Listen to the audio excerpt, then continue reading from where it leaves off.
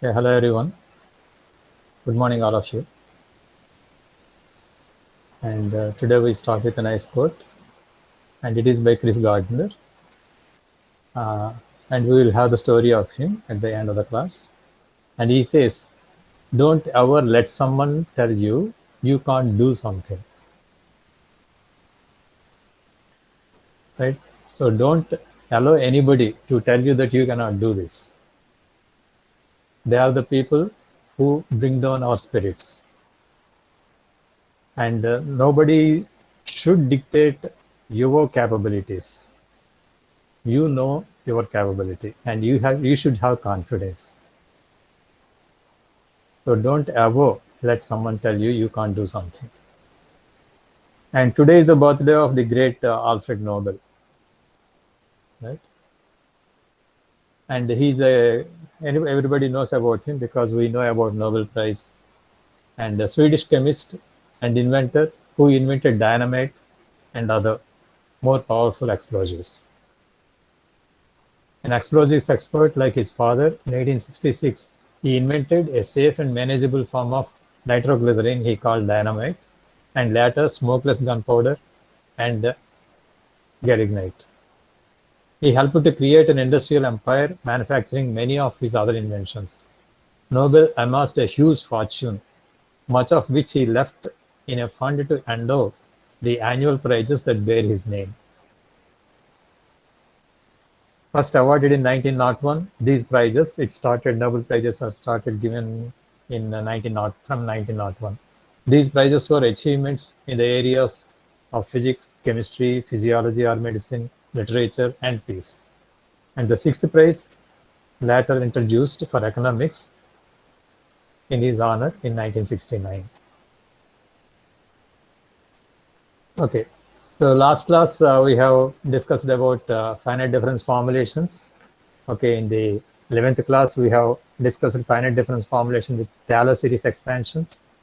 And in the last class, we have discussed the finite difference formulations using recurrence formula and also using polynomials. And using polynomials for uniformly spaced grid and using polynomials for unequally spaced grid also. And we have seen tabular forms can be made, and you can have data books to get the expressions for any order derivative with any order accuracy. They are available. But as far as the classwork is concerned, you have to derive if it is asked in the exam. And we have seen example problems to obtain higher order derivatives and also higher order accuracies. We have seen the problems to derive with higher order derivatives, higher order accuracies using Taylor series expansion, using recurrence formula, using higher order polynomial expansion also. And we have seen how to solve numerical problems. Okay, so these are the tabular forms that are given at the end of second chapter of Hoffman. This is forward difference with first order approximation, backward difference with first order approximation, and central difference with second order approximation. And then forward difference approximation with second order accuracy, backward with second order accuracy, and central difference with fourth order accuracy. Okay, these are the tables available. But even if it is not given, you should be able to derive. Even if you are asked still higher order derivatives or higher order accuracies, we should be able to derive by remembering the concepts that we have learned. Okay, so as I was at the end, I was telling that we are going to have different chapters for different solvers. So elliptic solvers, parabolic solvers, linear hyperbolic solvers, nonlinear hyperbolic solvers, and having all the terms one-dimensional Navier-Stokes equation. Then for incompressible viscous flows and compressible flows like that, we will go one by one. So today we are going to have the elliptic solvers.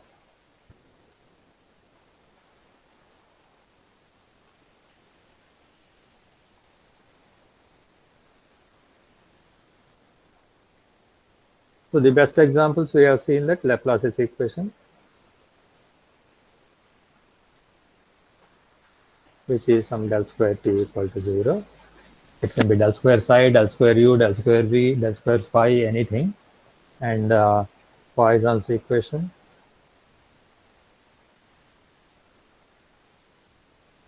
Del square t is equal to some function. So we confine ourselves for 2D. So 2D means you will have like del square t by or del square t equal to 0 or dou square t by dou x square plus dou square t by dou y square equal to 0.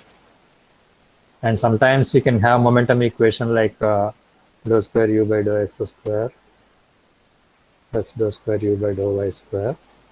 And on the left hand side, everything is 0. And then it can be equal to some dou p by dou x. Something like that. So this is like some Poisson's equation.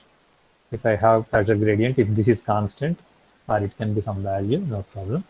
And so this type is Poisson's equation. Okay, these are the different examples we may come across. And okay, I have given here. So this is the Laplace's equation, this is the Poisson's equation. And the practical physical examples are, you can have stream function equation for 2D incompressible irrotational flow, which we have checked.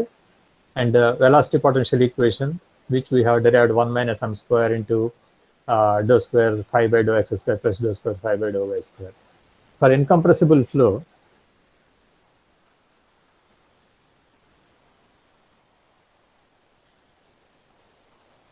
for purely incompressible flow, what is Mach number?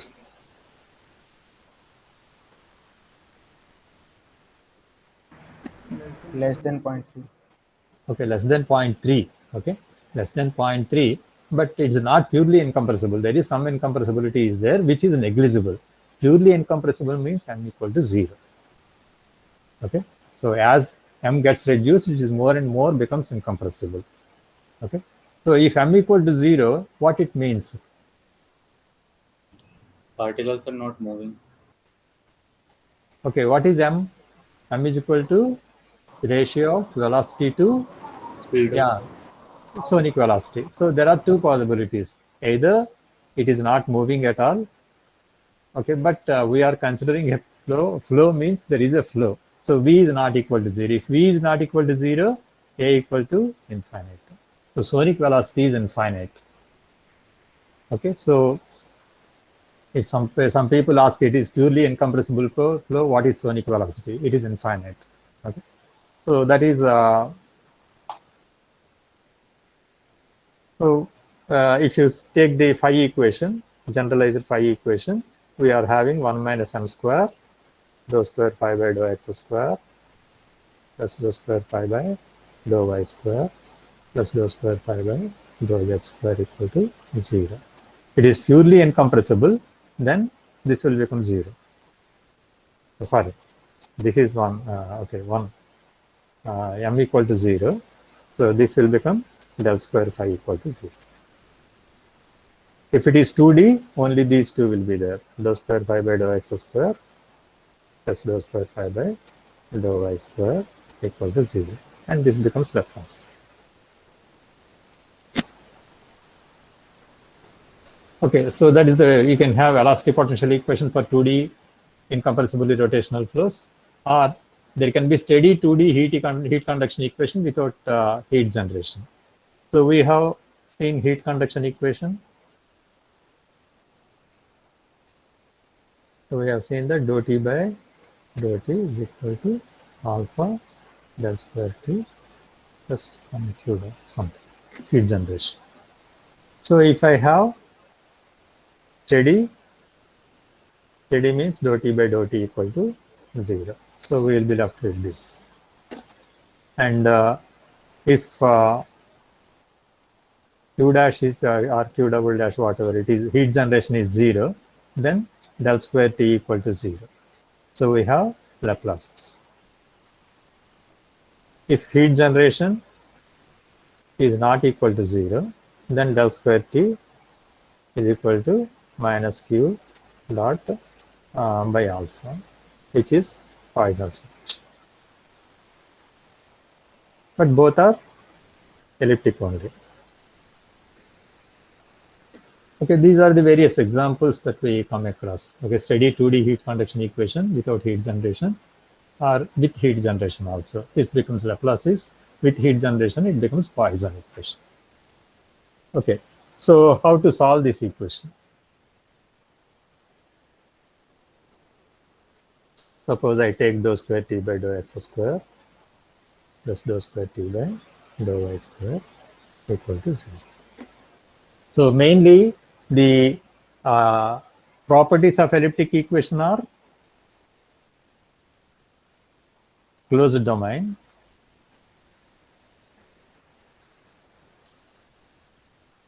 and no characteristic,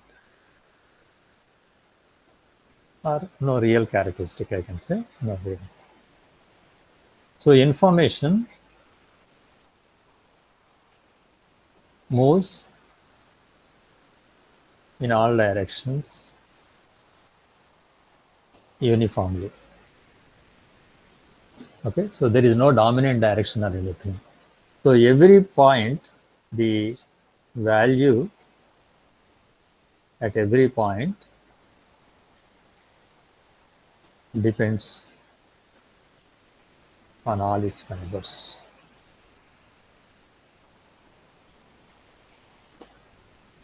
And boundary conditions decides the values in the domain.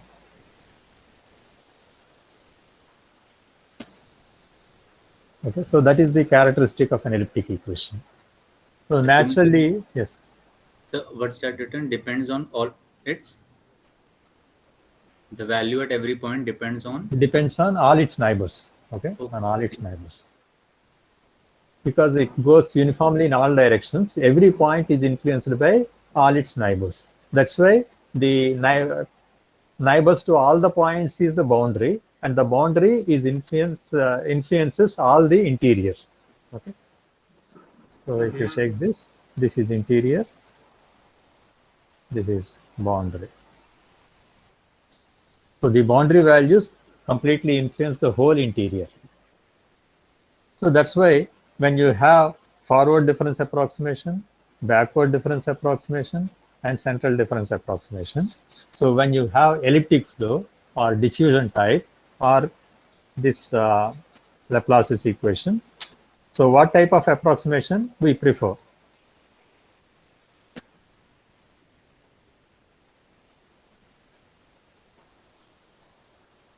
What type of approximation we prefer?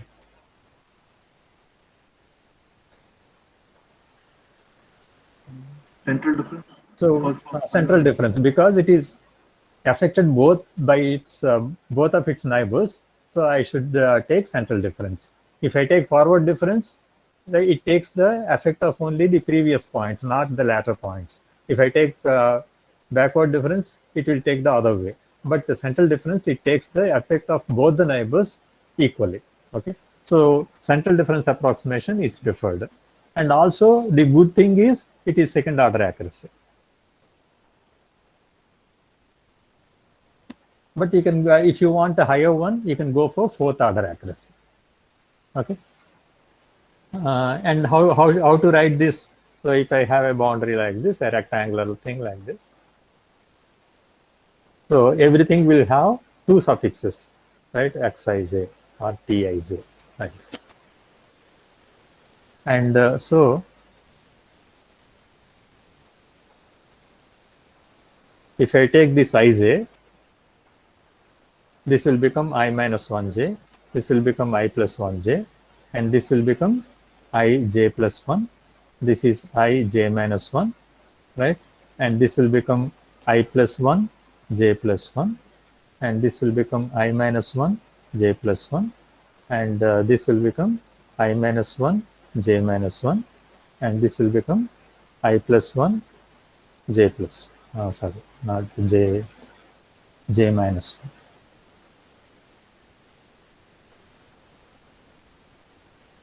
Is this clear?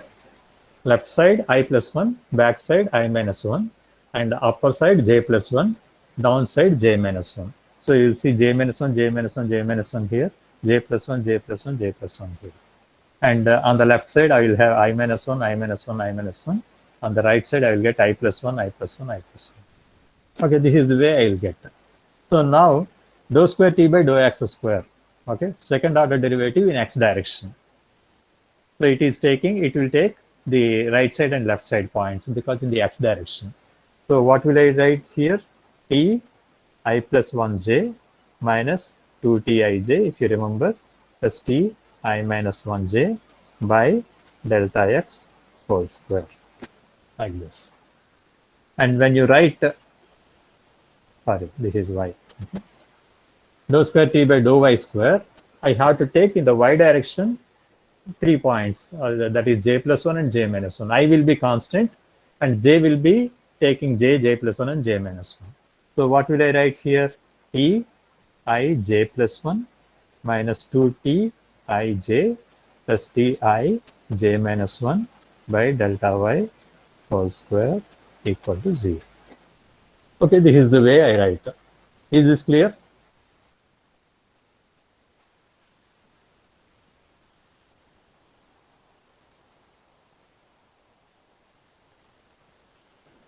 How many nodes are involved here? Sir, can you explain? Yes, sir. Which is not clear. Sir, this Ti plus. Okay, 1, just I will show you this the table. If I take forward difference, backward central difference representation, right? And I want dou square f by dou x square. This one.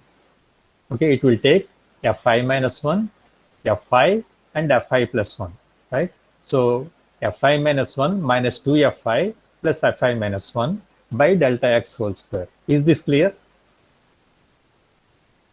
yes, sir. Right? Yes. So here j will be constant. So it will be fi minus 1j minus 2 fij plus fi plus 1j I will get. Is that clear? Sir, clear, sir. On x direction, I am taking the second order derivative. So on the same line, j is constant and I minus 1, I plus 1, 3 points I take. Am I clear? Yes, sir. Okay, that is the way we have to go about. So here, if I take, so here j is constant in the first dou square t by dou x square, and I plus 1, I minus 1, ti plus 1 minus 2ti plus ti minus 1. Is it okay, this one? Okay, sir. So if I take a vertical line, dou square t by dou y square, I will be constant there. I have to take j plus 1, j minus 1. So tij plus 1 minus 2tij plus tij minus 1. Okay, this way I have to write. Okay, sir. Clear, sir. Right, good. Okay, now if I want to have higher, and how many points are involved here? How many unknowns are there? How many nodes are there? 5. 5. Okay, so this is because ti plus 1, ti minus 1, tj plus 1, tj minus 1, like that. This is called as 5-point formula because 5 points are involved here. Okay, in the same way, if I want to have fourth order approximation, then I have to take 2 points on all the sides. Am I right?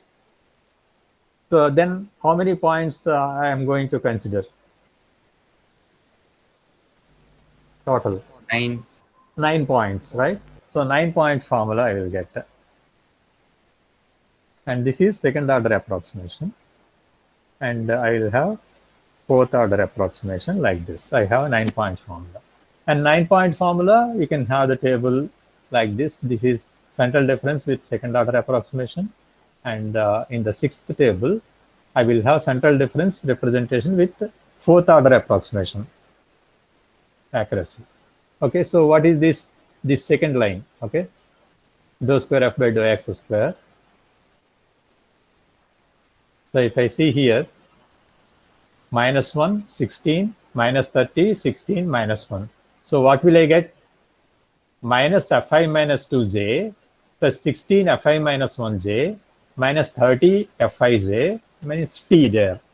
16 ti plus 1j minus ti plus 2j by 12 into delta x whole square.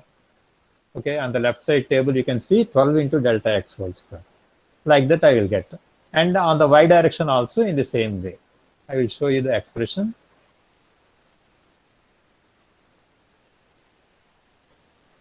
Okay, this is the way. You can see minus ui minus 2j, 16 ui minus 1j, 30 uij, 16 ui plus 1j, minus ui plus 2j by 12 into delta x whole square. If I take j direction, in the y direction, I will be constant everywhere, I will be there. Here j minus 2, j minus 1, j plus 1, j plus 2 with the same coefficients minus 1, 16, minus 30, 16, minus 1. Is this equation clear? Okay, sir. Yes, So sir. these are the points I am using here. I minus 2j, I minus 1j, ij, I plus 1j, I minus 2j, ij plus 1, ij minus j, ij plus 2, ij plus 1, ij minus 1, ij minus 2, like this. Okay, this is fourth order accuracy, which uses 9 points. Okay, usually we may prefer fourth order accuracy because I have more accuracy. But there is some problem. Okay, what is the problem? It is difficulty is in implementing the boundary conditions. Okay, so what we mean by that?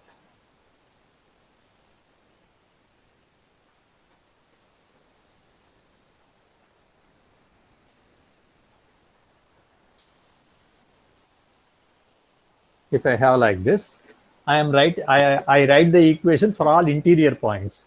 Boundary conditions will be there on the boundaries. So when I write equation for at this point, suppose, okay, 5-point formula will take this point, okay, and this point, no problem.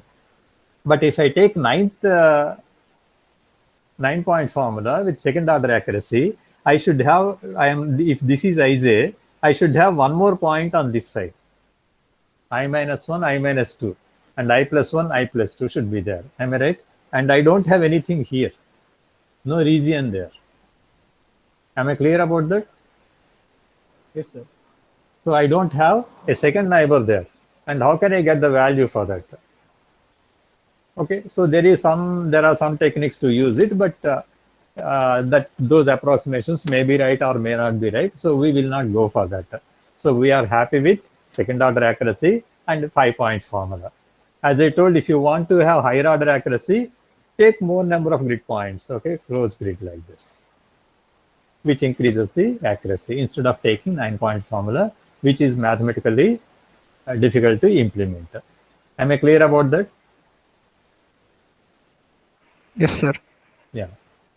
And then using 5-point formula for Laplace's equation, how to solve it?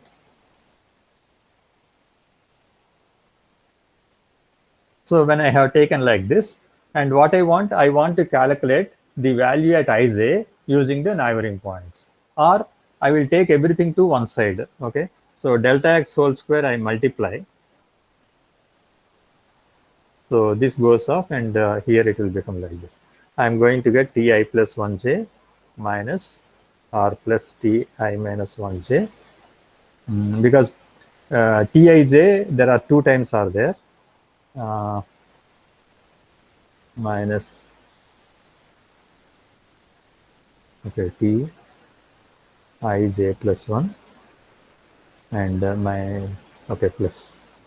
plus t ij minus 1. I want to combine these two, and delta x whole square by delta y whole square. Okay, and in delta x by delta y, if I take it as some beta, so actually here I will have beta square plus 2 into or minus 2 into 1 plus beta square t ij equal to 0. Like this it will become.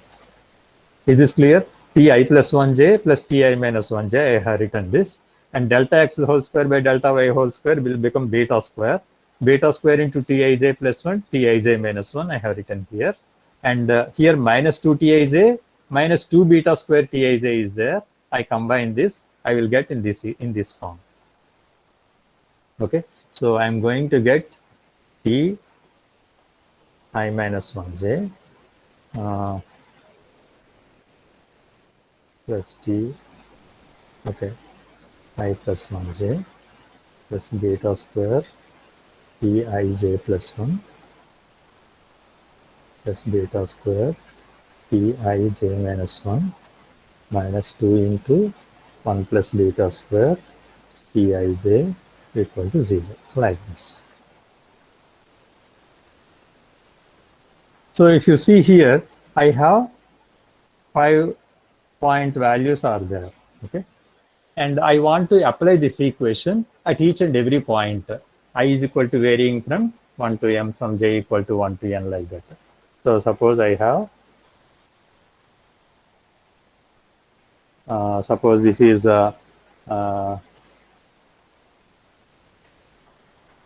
m plus 2 points are there in this way, and in the vertical side, suppose n plus 2 points are there. So interior points are m by n.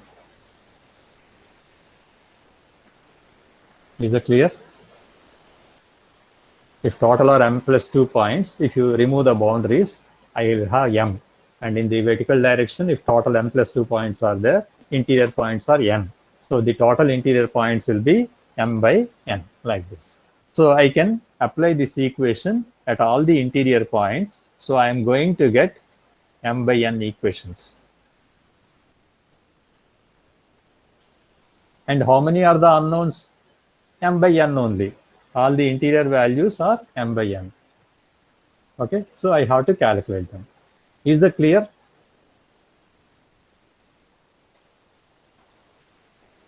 Yes, sir. Okay, and each equation will have 5 unknowns, right? And m by n equations are there. So we are going to get what is called as pentadiagonal matrix.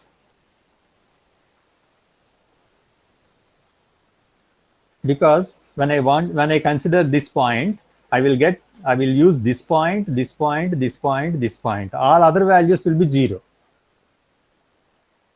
Am I clear? In every equation, there will be only 5 points. There will not be coefficients for all the other temperatures, right? Other points. So in that way, we are going to get something like this. Okay, so this is the way I'm going to get for all the interior points. And there will be 5 values only in each equation. And this will be like pentadiagonal. I will have a diagonal matrix, and one on one side, another is another side, because Ti plus 1 and Ti minus 1 will have 1 is the coefficient, and Tij plus 1 and j minus 1 will have beta square as the coefficients. And the diagonal point, I am having 2 into 1 plus beta square. So if I take 2 into 1 plus beta square as alpha, so that will become the diagonal element, main diagonal, and the right side and the left side of the main diagonal will be 1, 1, 1, 1, 1, like that, 1 alpha 1, 1 alpha 1, 1 alpha 1, like that. And this beta square, so it will come somewhere a little bit far away, this side and this side, based on what is the size of the domain. Okay, so I am going to get beta square somewhere, and at the center tridiagonal 1 alpha 1, 1 alpha 1, like that I will get. Am I clear about this?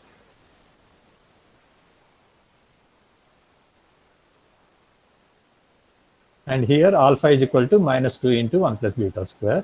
That becomes the main diagonal. And if you want to see again, I will show you the equation. Okay, so this is 1, this is 1. I minus 1 j coefficient is 1. I plus 1 j coefficient is 1. For Tij, which is the diagonal matrix, the coefficient is minus 2 into 1 plus beta square, that is taken as alpha. And 2 more points, beta square, beta square. Okay, that's what I am going to get here, like this. And all these equations are to be solved. And here are the interior points. Okay, these values I have to obtain. And what are these values which are on the boundaries?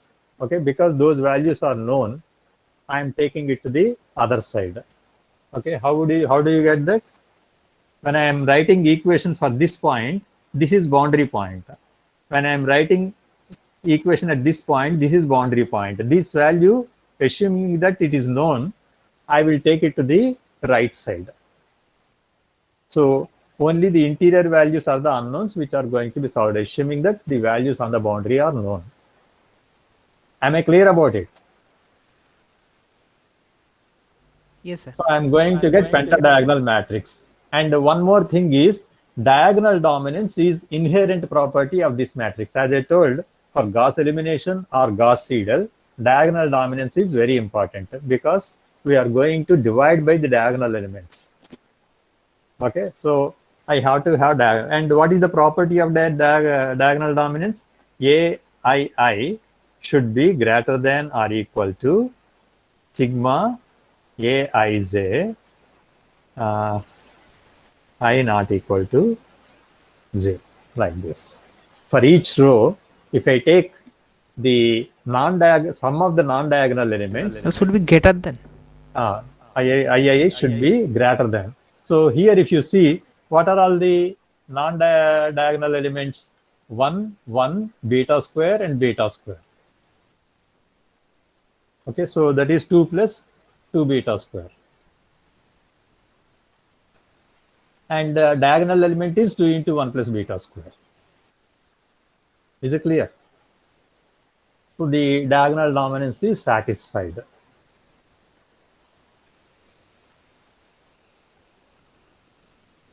Okay, so that is the way we do it. Mod value up. Yes. Mod value up. Mod of AII greater than summation of Yeah. mod of AI. Yeah, mod. Okay. So actually this is 2 into 1 plus beta square. And this is also 2 into 1 plus beta square only. Okay. So sum of all the elements is same as this. Okay, this is called as Scarborough criterion.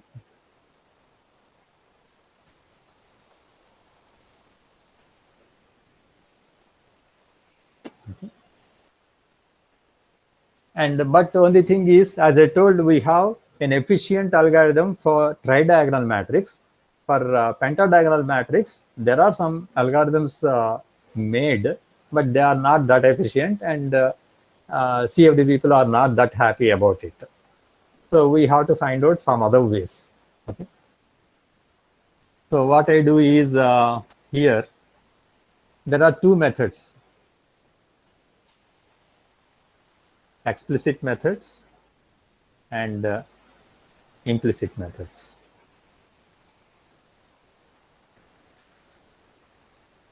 Okay, what the main difference is, if I have only one unknown on left hand side and all known values on right hand side, I can directly calculate it, isn't it? This is explicit. This is a simple one. Okay, what is meaning of that? So in the previous equation, what I will do is Tij, I will bring it to the left side, and all other things I take it to the right side. So 2 into 1 plus beta square Tij is equal to, because this is minus, isn't it? The previous one, if I take, this is minus 2 into 1 plus beta square, I bring it to left hand side and all the other things to the right hand side. So what I am going to get is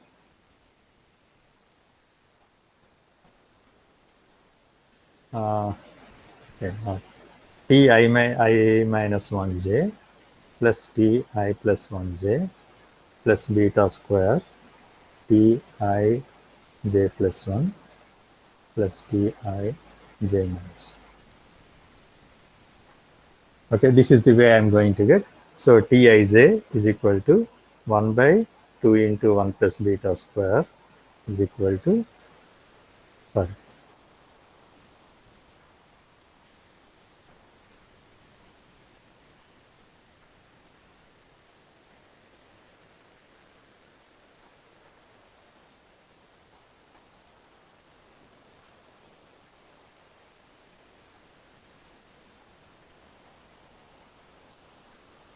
like this. This we will write it in this way. and I will write this as k plus 1, that is number of iteration, and these are k. Okay, what I do is I will take the whole domain and I will initialize the whole one with some value. Okay, these are iteration methods. The previous one is direct method. If I have a pentadiagonal matrix can be solved, it is direct method. Okay, but direct methods, okay, if I just I'll show you some, I think there will be some slides here. Okay, solution methods, direct methods, we can use Cramer's rule because I have equations. I can use Cramer's rule, I can use Gauss elimination method or Gauss-Jordan method or LU decomposition method. Do you know what is the difference between Gauss elimination and Gauss-Jordan?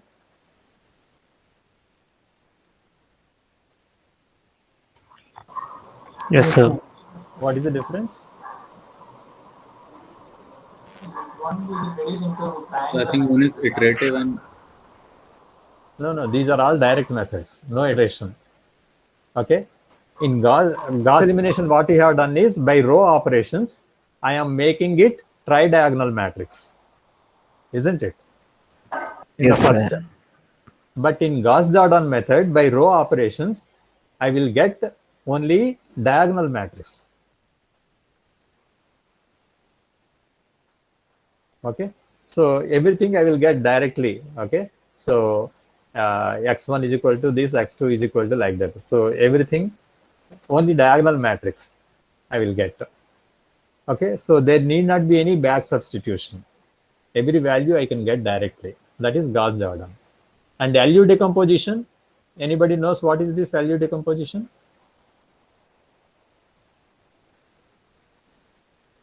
Yes, sir.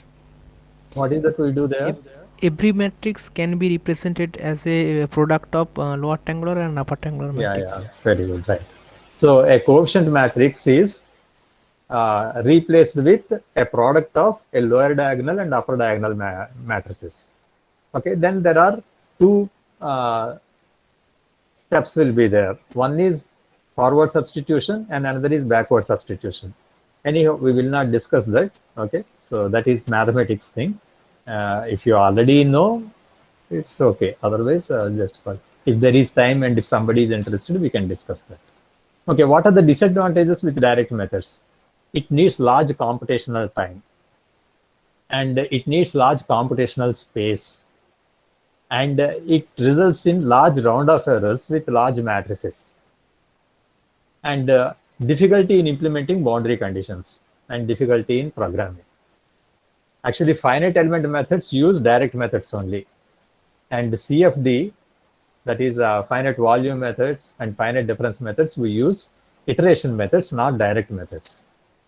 Okay, in solid mechanics, where they use the finite element method, the size of matrix usually will not be such large as we solve. Okay, we are going to have sometimes millions of points. I'm going to have million by million size matrix. Just you can imagine how big it is. And doing direct method, the round of errors will be very large. Sometimes it may be more than the real values errors. And that's why we don't go for them. And we go for iterative methods. And solution is obtained by iteration. And initial solution is guessed. And new values are computed. Using the old values, we compute the new values. And based on newly computed values, again, another new solution is obtained like that. Update it for every iteration till the specified convergence criterion is reached. We have seen percentage accuracy is equal to new value minus old value by old value into 100, or old value minus new value by new value into 100. Like that, if you find out the percentage error, that gives the convergence check. Okay, that is the way we do. So initialization is to be done. Okay, all the values give some values. Okay, again, it depends on how you initialize it. Okay, if you initialize everything with 0 also, it will calculate. Or you can have some better values if you have some physical understanding, and it will go to the convergence very faster then. Okay, these are iterative methods. And iterative methods, we have Jacobi iteration, point Gauss-Seidel iteration, point successive over relaxation methods. And these are explicit methods. And there are implicit methods, which are line Gauss-Seidel iteration, line successive over relaxation, and alternate direction implicit methods. Okay, so these are line iteration methods or implicit methods. These are point iteration methods or explicit methods. So first we are going to discuss Jacobi iteration method. Okay, so this is the way we are writing. What we have done, uij k plus 1 is equal to 1 by 2 into 1 plus beta square, ui plus 1, ui minus 1, beta square into like this. I am writing k plus 1 here and k's everywhere else on the right hand side. So initial values, if I know at 0 iteration, then I am going to get new values, and so that is uij1, ui at all the points ij varying from j and m and n, all m by n points. I am going to update the values. Using the old values, I am going to get the new values. Is it clear? So this is the new value I am calculating using all the old values of the neighbors. At 2, 2, if I am calculating, at 1, 2, and 3, 2, I plus 1 and I minus 1, and j plus 1, j minus 1, 2, 3, and 2, 1. These two, all these 4 old values, using the old values, I am going to get the new value at this point.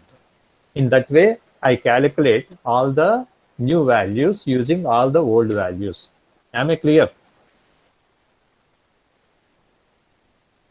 Yes, sir. Okay, so this is what is called a Jacobi iteration. As I was discussing in the one of the class, there is an improvement to Jacobi iteration by Gauss and Seidel, which is Gauss-Seidel iteration method. So what I do is, suppose I am calculating this particular row 1 by 1, I am calculating. And when you calculate this point, already this point is calculated. And already this line is calculated, so this point is calculated. So line by line I am calculating, or point by point on the first line, point by point on the second line. I am calculating point by point. Okay, so first I calculate the first line. When I come for the second line at this particular point, suppose, so first line value already calculated, so I need not use the old value. I can use the new value. In the same way, this point is first calculated, then this point. So this new value is available. So these two values I can use new, and these two which are not yet updated, I can use the old values, so that the convergence will be faster. Okay, so I minus 1, here I will have I minus 1 is there and j minus 1 is there. These two are already calculated. So these two I can put k plus 1. That is the way we will do.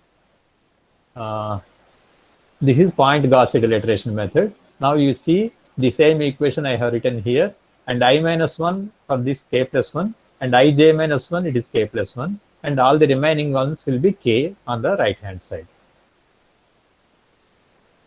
Is this clear now? So this is k plus 1, this is k plus 1, but these two are k. This is point Gauss-Seidel iteration method. We call it as PGS. And this is explicit method because I have only one unknown on the left hand side and all known values on the right hand side. So this is explicit method.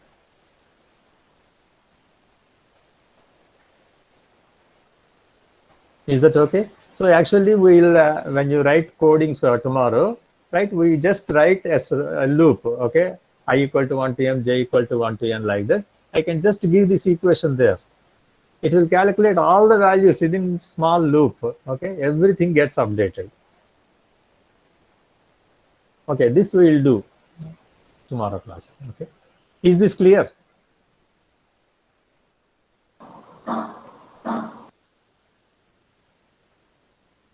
Okay, so here there is one more updation we will try to do. So what happens is,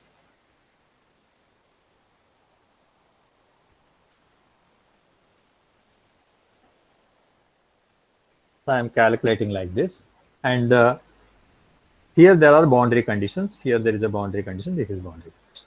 So first I have calculated this value, this value, this value, this value, like that. And okay, one more thing I will tell you. The previous one, if I take, suppose delta x equal to delta y. Okay, what it means? Beta equal to 1.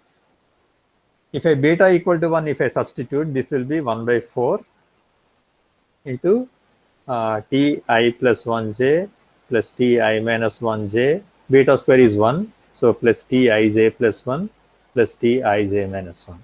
So what is the meaning of that? It is the average of all the 4 neighbors. Am I clear?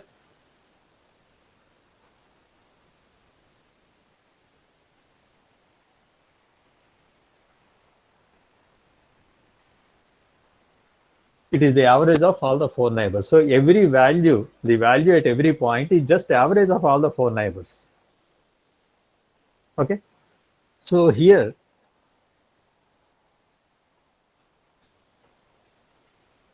so if I take this point, so it takes the average of all these 4 neighbors.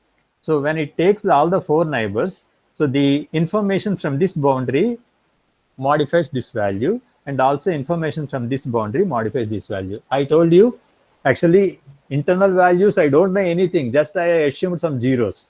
And how they get modified? Because of the boundary values, they get modified. And so when I calculate this point, so information this and from this modifies this. Okay, then I calculate this point. Then information from this boundary enters into this. So like that, information from this boundary enters when I calculate the first line.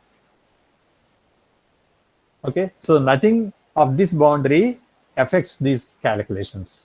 Okay, nothing on this boundary affects all the left-hand side point calculations. Only when this point is calculated, this boundary and this boundary values enters the region.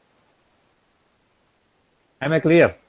Only when these points are calculated, the last, the upper line, then these values come into the picture and they get influenced. Like this. Okay, so I calculate all these points in the first iteration, and when I take the next iteration, actually this boundary, right-hand side boundary, in the first iteration influences only one point. And Sir, here we get yes. system of equations. No. System of equation, when I have solved the pentadiagonal matrix, then all system of equations I am solving at once. Sir, but when we calculate a point, It is then we point get by 4 point I am point. calculating, point by point. The previous point, and if you see, so here Tij k plus 1 is there, isn't it?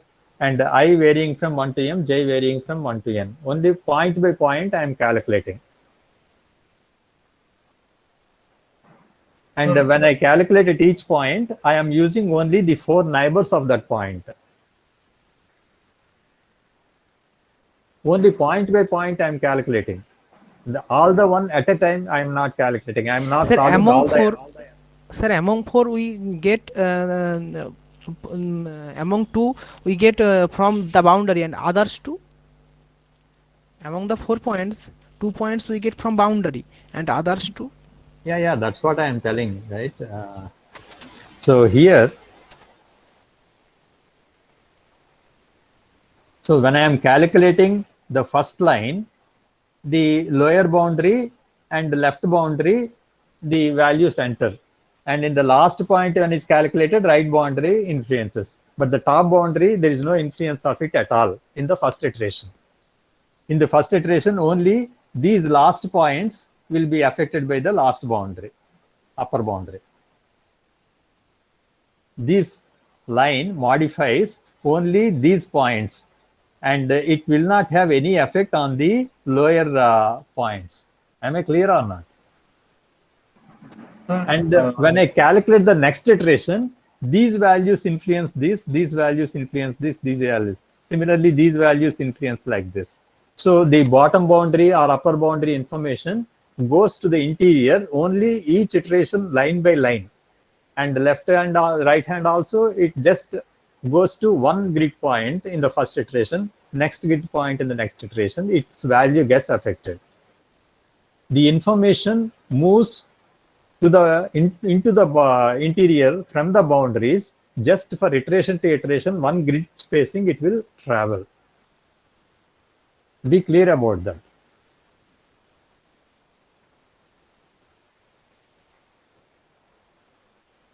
So, Is sir, it clear or not? sir, like I have a question. Sir, for initially starting a solution, we need to have two boundary condition at least, or one boundary condition. All the boundary conditions I have. Okay. Suppose some t equal to 100 is there here, t equal to 200, some t equal to 300, and some t equal to 0. Like that, I have initial values. And all interior values, I don't know anything. I assumed 0 everywhere. Okay, sir. Okay. Now I calculate at this point. It will take 0 here, but 100 here, and 0 here. It will calculate this value. And then I calculate this value using this value, and 0, 0 here on the right side it is 0, on the top side it is 0, it is not yet calculated, and on the left side, which is modified new value, that will be substituted here. So the information goes in this way.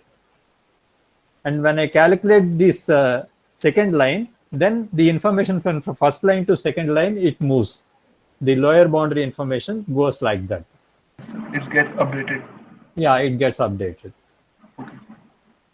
Okay, so the influence of each boundary goes to the next line only in the first iteration. And those points will influence the next line in the next iteration. Am I clear? In that way, the information from the boundaries to the interior goes very slow into the domain. And once it affects, it goes on improving further and further, and it comes to steady state. Sir, Yes. sir, as you told us, like information is moving from boundary towards the center. Yeah. Can we relate the concept of convergence also related to it? Or it's Yeah, because convergence will be delayed. It will take more number of iterations. If the grid points are very high, okay, suppose in this way I have 1000 points. So the effect of the left boundary goes to the end of the right hand point, this point. 1000 iterations it will take to know the effect of the left boundary on this point. okay, sir. Okay, so in that way, yes. Sir, delta x and delta y both are equal or unequal? It is left to you, which is based on the physics of the problem, based on the boundary. You can take whatever delta x and delta y you want. So beta will have some value. If you take delta x, delta y equal to 1, then beta equal to 1. Or delta x equal to delta y, then beta equal to 1. It can be non-1. Okay. Okay, sir. Sir, in Yes. case of delta x and delta y both are equal, we will can make a symmetric line. Means? If delta x and delta y both are equal, so Yeah. this is coming into square matrix. Square. No, it need not be. It depends on how you take it. I can have rectangular matrix, but I take then delta x and delta y can be same. Only thing is here there will be more number of points, and this side there will be less number of points. Okay, sir. It can be anything. Is it clear? Yes, sir. Okay, it need not be square. And Okay, it can be rectangle or square, and delta x, delta y may be same or different, whatever it is. Only thing is each grid are rectangles. Okay, all are rectangles. Okay. So is this clear? So it takes many number of iterations to make the information understood by the whole interior. So to make it faster, so what people thought is line method. Okay, line by line I will solve. Instead of point by point, the whole line I will solve once. So what I will do is,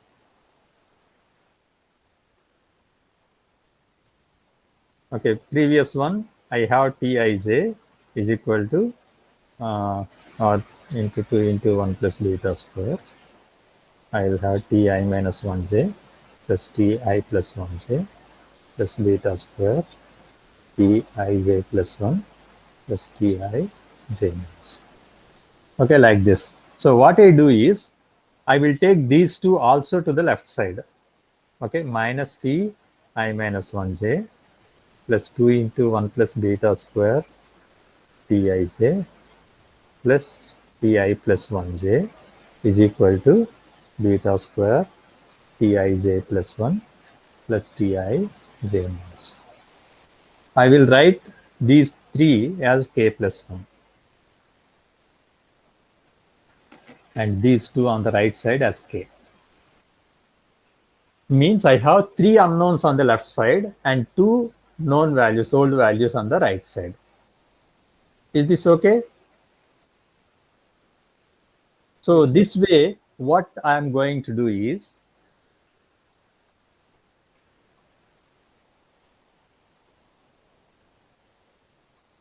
like this, and when I am calculating this value, okay, I do it line by line.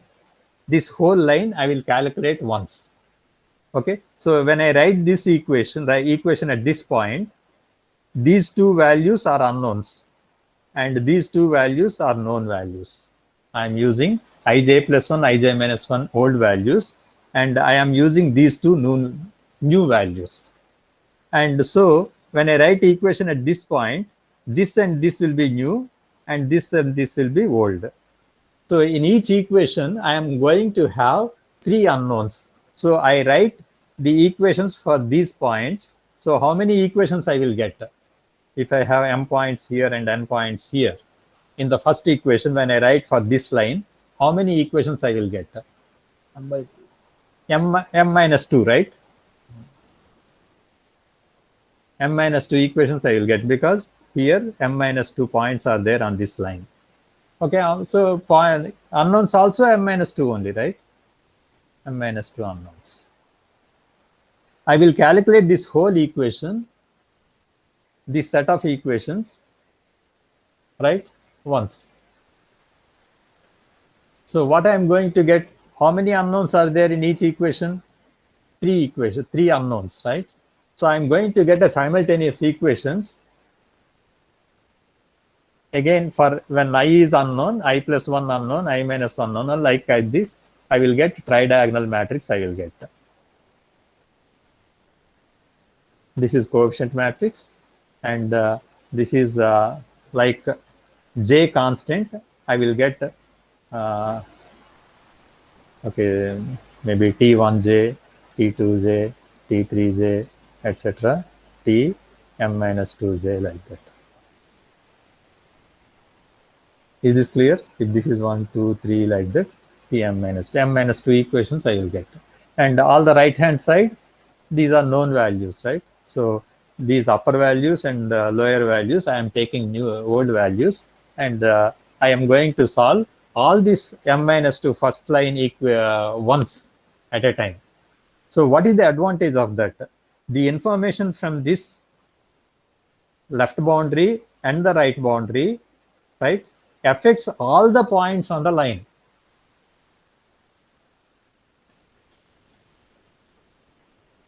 Is it clear? The information from the left and right boundaries affect all the interior points. So the information goes the whole line, and the lower boundary also goes to that. So the information goes very fast. Okay, then you go to the next line. First j equal to 1 line, and then j equal to 2 line. Again, you solve all the m minus 2 equations. Like that, line by line, I have to solve. Is that clear? Sir, Yes. how m minus 2 unknown? So please repeat, sir. Sorry. What is that? Sir, how m minus 2 unknown? Yeah. This boundary and this boundary, if I take out, knowing that they are boundary conditions, the interior points are m minus 2. Okay. Right? Yes, sir. Thank you, sir. Yeah. Like that, I am going to solve n minus 2 equation, n minus 2 times for each line, one set of equations I will get. So n minus 2 times all the matrices I have to solve. Okay. Is that clear? And this is the way, if I do the left information and right information, affects all the points very fast. Only this last one will not influence the interior points much. So you have to know which way I have to go, whether line by line this way or line by line this way, based on which boundary information is more important, which influences the interior. If I know, I can do like that. So this is one way. If I want to do line by line vertical lines, I can solve. How I do that? Ij plus 1, ij minus 1, you take it to the left side, and I plus 1 and I minus 1, you take it to the right side. Okay, it is like this. 2 into 1 plus beta square Tij minus beta square Tij minus 1. Okay, I'll remove this like this.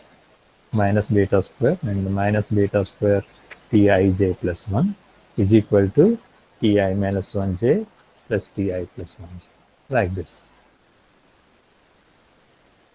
So I have Ij minus 1, Ij plus 1 on the left side, which I write as k plus 1. And these two, I will write it as k. So vertical line 1 by 1, I will calculate. Okay, this is also line Gauss Seidel only. And the previous one also line Gauss Seidel only. So this is horizontal lines line by line, and that is vertical lines line by line, like that. Excuse me, sir. Yes. Sir, as we are moving in from the boundary to the center part, so more will be the number of iteration, more will be the error, or the No. we say Here, number of iterations get that is the difference. I will show you. I will tell you. If I compare explicit and implicit, and this is point Gauss Seidel, this is line Gauss Seidel, right? And here, because information goes very slow into the domain, number of iterations will be large. Number of iterations are more. Here, less. But here, the calculations per iteration are few. Okay, but here calculations per iteration are more because involves matrix solver for each line. Is it clear? Here number of iterations are more, here number of iterations are less. But here for each iteration it takes less time. But here for each iteration it takes more time because we are solving matrices. Okay, it is left to you, and programming is very simple here.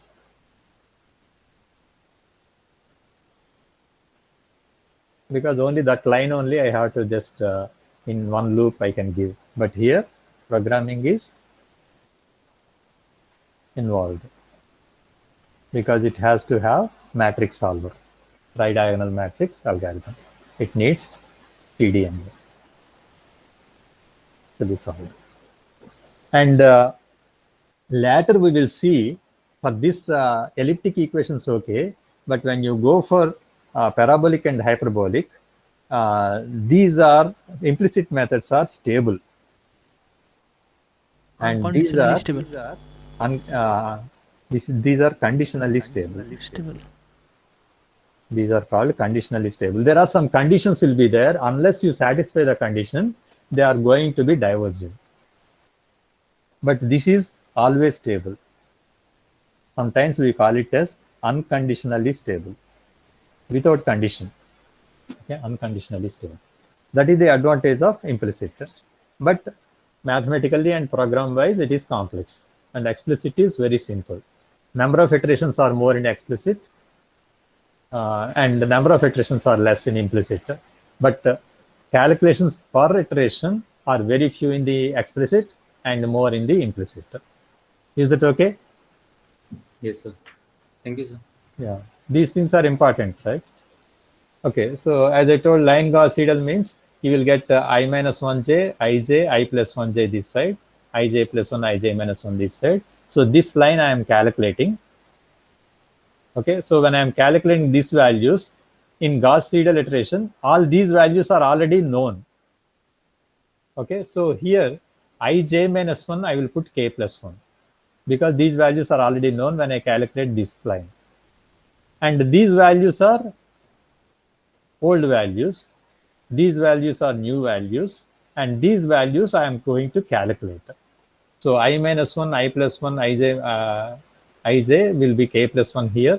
On the left side, on the right side where we have ij plus 1 and ij minus 1, ij minus 1 will be new values, ij plus 1 will be k old values. Like this we will have. Okay, there is another thing called as relaxation.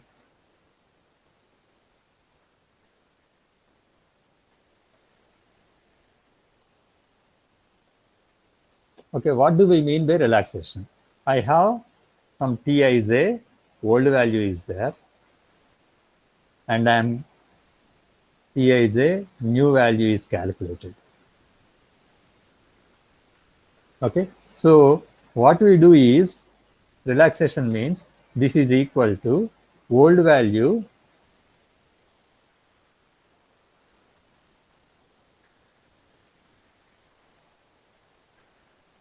like this. This is called as relaxation method. This is called as relaxation parameter.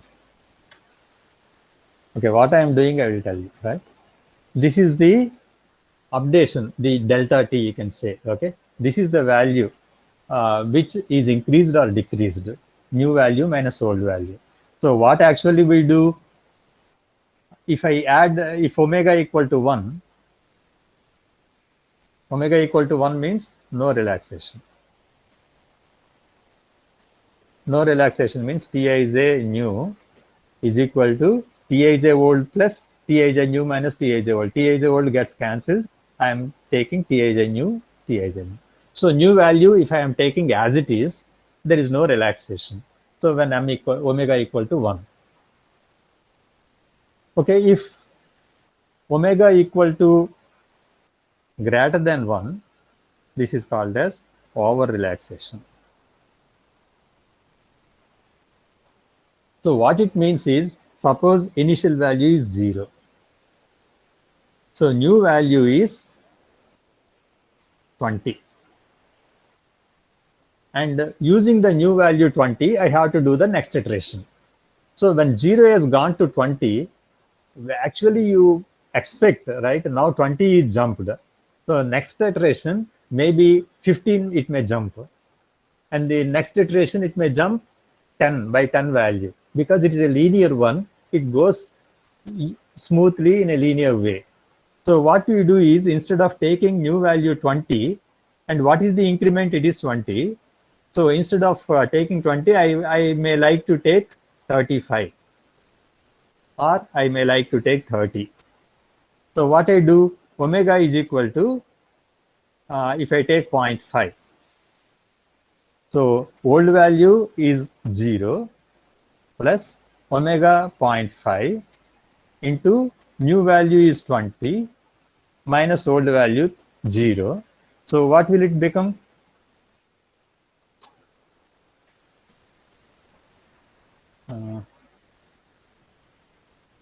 No, not 0.5. It should be greater than 1, right? I will take 1.5. 1.5. So if I take 1.5, this becomes 30. So next value, it will take 30. That is, I want to make it, to reduce the number of iterations, I want to make it faster to go. Okay, so that is that. This is over relaxation. But if it is a linear problem, I can be greedy. I can anticipate it goes in the same direction. I can make it fast like that.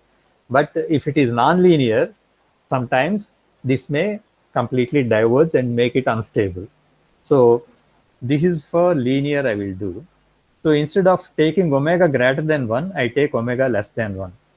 Okay, when there is so much of difference is there, and if I cannot take again go in the same direction with the same fast. Okay, so this is called as under relaxation. And this is for usually we use for non-linear. So what I do is I will take only 0.5 here. If I take 0.5, the new value will be 10. So instead of 20 and higher value, I will take only 10. Okay, let it take more number of iterations. I am not worried, but it should not become unstable. It should not become divergent. Okay, so that's why I want to make it slow so that let it go slow, but I want to go to the destination. Am I clear? That So is what called is as, yes. so what is the difference between the right hand side Tij new and left hand side Tij new? How to like? No, no, no. See, x is equal to x plus 5 means, is it Okay, so right in the programming or not? okay, sorry, sir. If x equal to 10, next it will become x equal to 15. Okay. So here, this right side, whatever is there, actual, whatever is the latest value, it will be put here and that will be updated here, isn't it? Okay, whatever is the new iteration value that comes here, and by relaxation, I will get the new value. Instead of this, for next iteration, I have to substitute this. Okay. Okay, sir. Yes, sir. Right. Okay, this is called as relaxation. And how to implement this? And again, if I put it T I J is equal to 1 by 2 into 1 plus beta square into T I minus 1j plus T I plus 1j plus beta square T I j minus 1 plus T I j plus 1. Okay, this is the formula I have.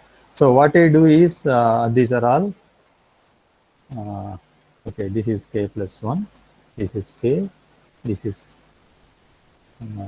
k plus 1, this is k. Okay, like this I have, and this is Tij k plus 1 is equal to, okay, this is the way I have. What I do is, to get that form, I will add 2ij k here and subtract Tij k here. That is old value I am adding and subtracting. Okay, and this I want to take into the brackets.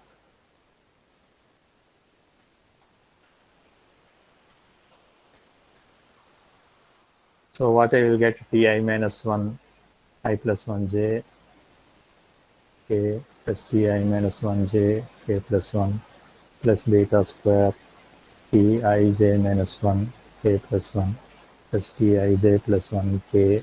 This is as it is, and this I want to take it inside. What will it be? Minus 2 into 1 plus beta square Tij k.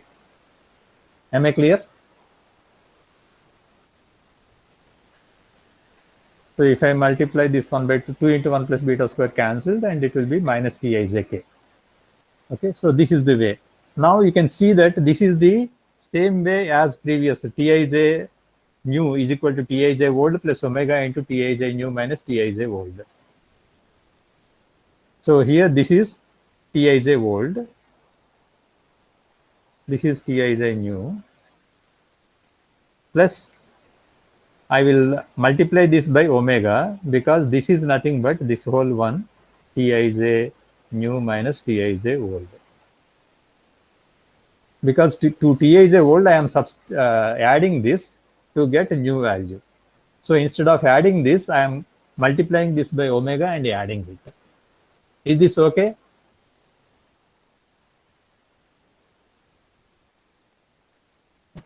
Okay, now Tij k plus 1 is equal to Tij k plus omega by 2 into 1 plus beta square into, okay, all this thing. Like this I will get.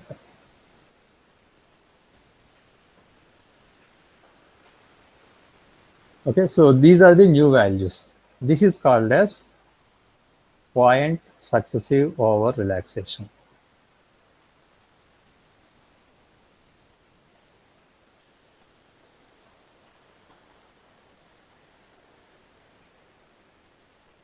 Okay, you can see that here. Okay, now you can see here, uijk added here, subtracted here, that is gone inside, minus 2 into 1 plus beta square uijk. So omega, it is multiplied here. And actually, if I bring it to the again outside, it will become 1 minus omega into uijk, and omega by 2 into 1 plus beta square into these 4 will be there. Okay, this is called as PSOR. And this minus 2 into 1 plus beta square Tijk is there, isn't it? This and this, if I combine, it is going to become 1 minus omega Tijk plus omega by 2 into 1 plus beta square into all the 4 terms I will get here. That is point successive over relaxation. Is this formula clear? So now, if I use this formula, the first line, this is point Gauss-Seidel. If I modify this into this equation, this is point successive over relaxation. Only thing is, in the data, you have to prescribe omega based on whether you want over relaxation, under relaxation, whatever it is. If you are solving Laplace's equation, usually you can give omega greater than 1. But don't think that if I give omega some 5 or 6 like that, it will be still faster. Okay, that will increase the error like anything, right? So it should be around 1 to 2. And what is the optimum value? It varies from problem to problem. Okay, so sometimes if it is some existing problem you are solving, you take from the literature what is the optimum value. So what is the best value for omega? It is to be experimented, numerical experiments I have to do. And so in the same way, line successive over relaxation also I can do. How can I do that? Again, I minus 1 and I plus 1 and ij, if you bring to the left side, and keep j plus 1 and j minus 1 on the right side. So again, I'm going to solve line by line like this, line successive over relaxation. And if you keep j plus 1, j minus 1 to the left side, and I minus 1 and I plus 1 on the right side, then that will be line successive over relaxation. Okay, see, this is line successive over relaxation. Okay, these three on the left hand side, and uij plus 1, ij minus 1 on the right hand side. This is line Gauss-Seidel. And this previous equation, if I write that way, I'm going to get I minus 1, ij, I plus 1j with omega. Here omega will be there. And here minus of 1 minus omega is there. Okay, this one. And the omega beta square will be there here. So for these two, omega beta square will come. So what I am doing, 2 into 1 plus beta square, I am multiplying for the right hand side so that this will go off. Okay, so omega ui plus 1, omega ui minus 1 will come to the left side. And omega beta square into this, it will be there on the right side. Okay, this is the way. And this is line successive over relaxation. Again, line by line, the horizontal lines if you take. In vertical lines, if you want to take omega beta square, it will go to the left hand side. And this omega into ui minus 1j, I plus 1j come to the right hand side. Okay, that is the way it will go. Okay, sorry. Again, I am going. And there is another thing called as alternate direction implicit method that we'll do in the next class. So this is the one I will actually, this is nothing but okay, whether which way it is better to go, horizontal line by line or vertical line by line, which way it is better to go, it depends on the problem. Which boundary is important, we have to decide. If all boundaries are important, right? So if you go like this, there is some advantage. If you go like this, there is some advantage. if I want to have the advantages of both, right? One sweeping I do like this, one sweeping I do like this, one sweeping I do like this, another sweeping like this. So that is the way I will do. And these are called sweeps. Each sweep is half iteration. If I do both sweeps, then the whole iteration is over. So this is the way I do. So horizontal line by line, I minus 1, ij, I plus 1, j I take. I will take k plus half. This is half iteration. And k, here j minus 1, k plus half I put. And then the other sweeping, I will put j minus 1, j plus 1. This is k plus 1 I put, because unknowns are k plus 1 iteration. K plus half iteration already known. So here I will have I plus 1, k plus half, and I minus 1, k plus 1, like this. Okay, so this is the way we have to go about alternate direction implicit method. This is called as sweeping. Okay, so you go line by line this way first, and line by line this way next. This is called as X sweep, and this is called as Y sweep. And again, this also can be done with relaxation. Okay, so whatever I use line successive or relaxation for this line, I have to do like that, and next like this I have to do. So these are the two equations I have to use. Okay, this is the way we are going to solve the elliptic equations. Okay, next lab class we will solve this problem. Okay, this is the problem given in the Halfman, and we will see how to write a code for this, how to solve it, and when you do that, then you will understand what is the use of this and all. Okay, so any doubts, any questions?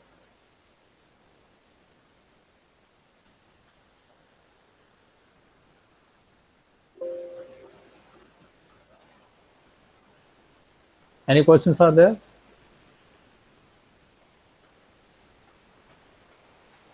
Okay, then quickly we will go for the story then.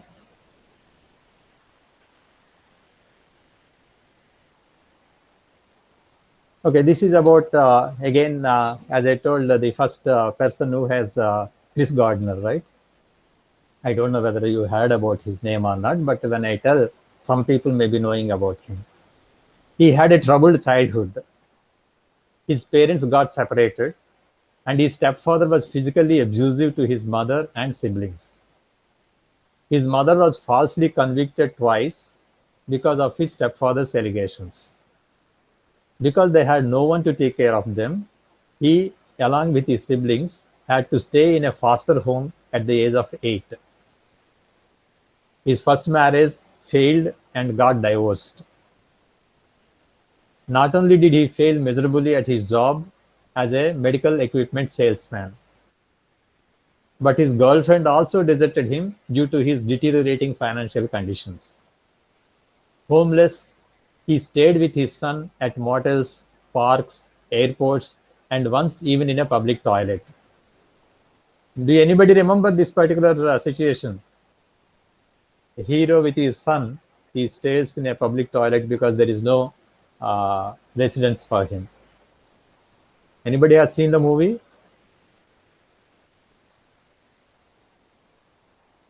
No. Okay, he toiled incessantly at a brokerage firm during the daytime, stood in long queues so as to sleep under a roof at night. To get a small shelter for sleeping, he used to stand in long queues. After passing the licensing exam in 1982, he became a full-time employee of Dean Witter. He established his own brokerage firm, Gardner Rich and Company, in 1987, in which he owns 75% of the stock.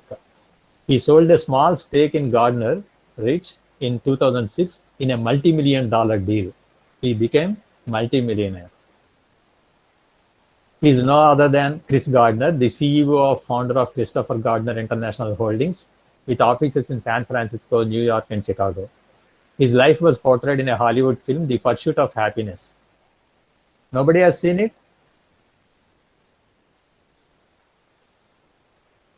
Okay, it's a beautiful movie, which Yes, not sir. only went on to be a blockbuster, but was also loved by audiences worldwide. Okay, he is the Chris Gardner, and he says, I was homeless, but I wasn't hopeless. I knew a better day was coming. It can be done, but you have to make it happen. The secret of success find something you love, to do so much, you can't wait for the sun to rise to do it all over again. And do something that makes you happy and makes you feel good about yourself. Okay, you have to find out your passion. Whatever you try to enjoy, you do only that. Then your life will be happy. Okay, thank you. Thank you very much. We will meet in the next class. Thank you, sir. Tomorrowland. Thank you, sir. Thank you. See you. Thank you, sir. Thank you, sir. Thank you, sir. Thank you. Thank you, sir. And this elliptic equations is, I think, sixth chapter, or in Hoffman, it is fifth chapter. So go through the chapter.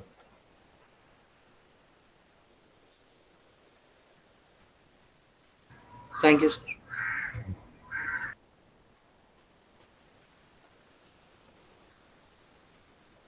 Thank you, sir. Thank you.